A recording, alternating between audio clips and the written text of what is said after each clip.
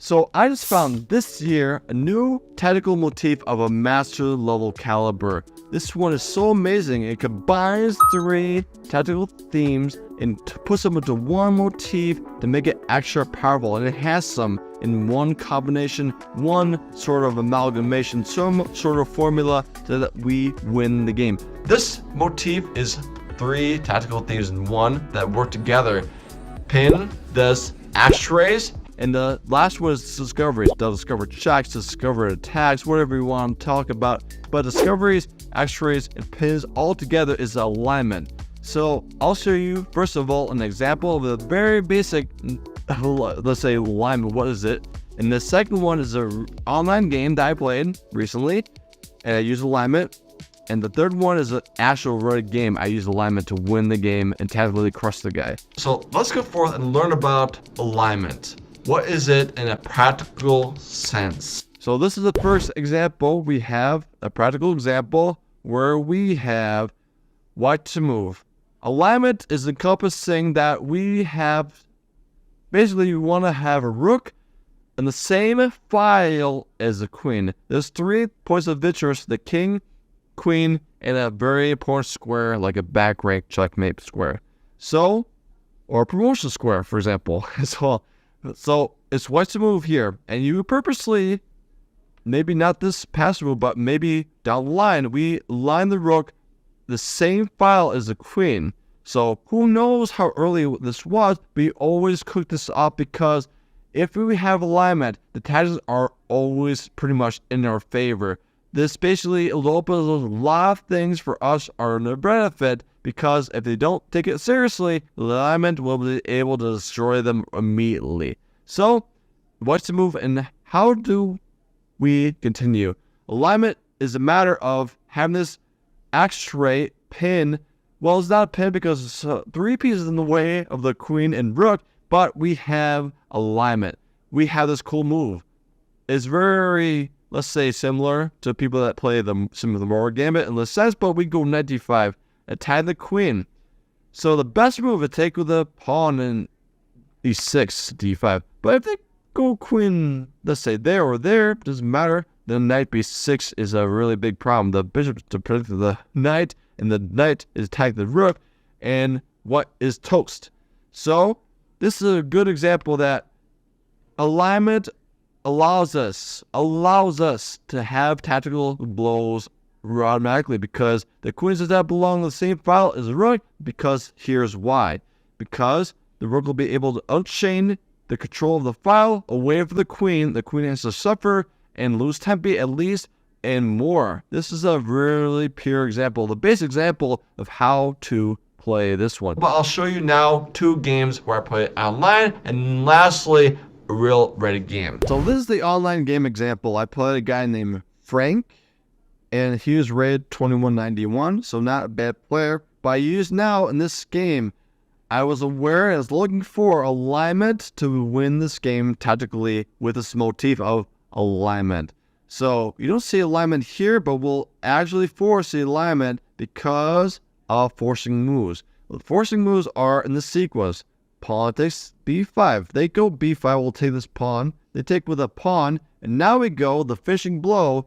Bishop takes c6, attacking the queen. So naturally, my opponent Frank took with the queen, and now we do discoveries. One part of this motif of alignment. The cool thing is, knight is covered g2. There's no checkmate with a queen and bishop. So we have this alignment motif of discoveries with bishop takes f6, and the game is pretty much easily able to just corral him and have him lose the game and have him win us for white. So now we're going to move on to the last example, which is the most advanced example of alignment, where we have a ready game opponent that played against me. I use alignment, I have a vision of alignment that was actually foresaw, and I use the foreseeing of alignment that wins the game about discoveries, x-rays, whatever, what have you. So now this is the final example of a ready game that I played recently that I use alignment to full effect in the deepest sense that you can be using this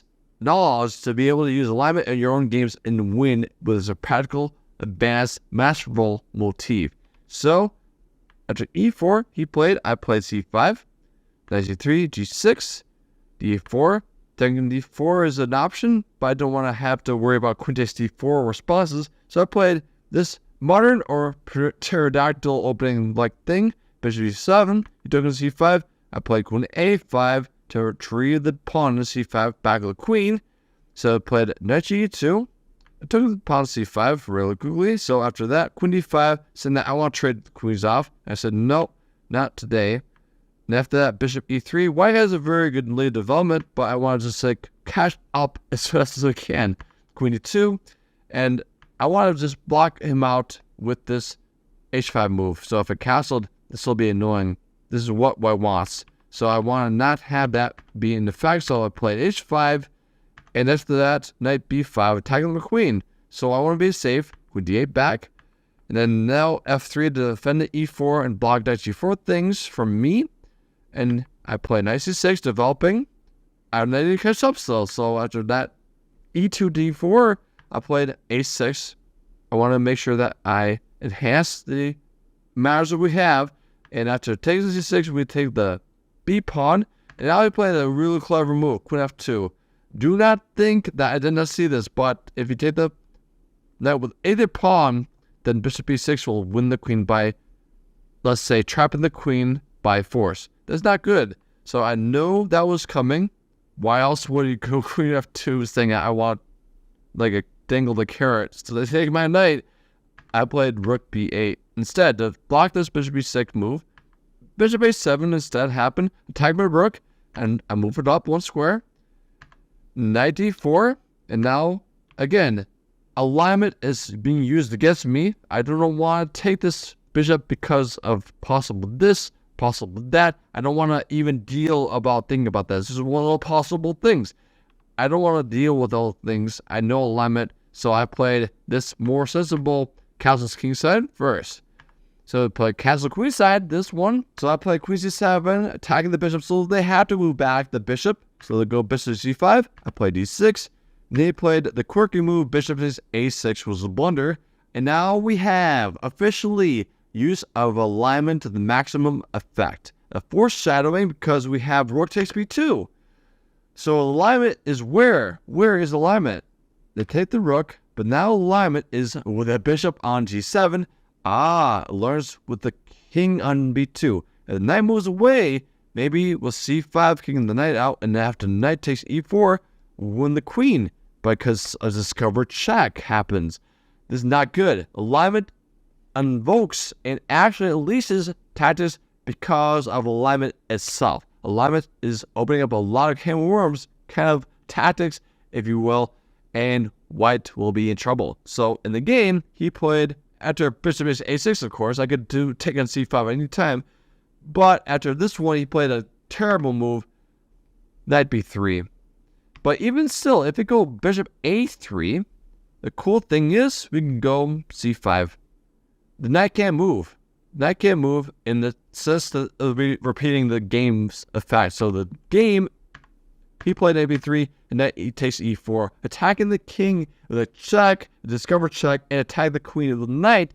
This is when the queen alignment won the game because this is all encompassing this alignment tactic was all that matters to win the game. We had a pin, we had the x-ray, we had the discover attack, we did a discover check more often, more, let's say, precise, and we win the game. This is a very practical example, a game example of how we use alignment to change our mindset and actually reconfigure that, okay, if you have alignment in mind, rook to b2 is simple chess play. You'll never miss that. Rook to b2, alignment. If you see alignment with a key square of the bishop and the square, this will be just basically out of sight, just whip it out, no thinking required. This is basically it's got to be working. It's intuition, it's calculation, all together in one bundle. This is a motif. The motif alignment makes magic happen. It's a magical, cool motif that wins you the game. And I'll see you in the next video. Hey, check this video out to make sure that you get more important information to bring your chess to the next level.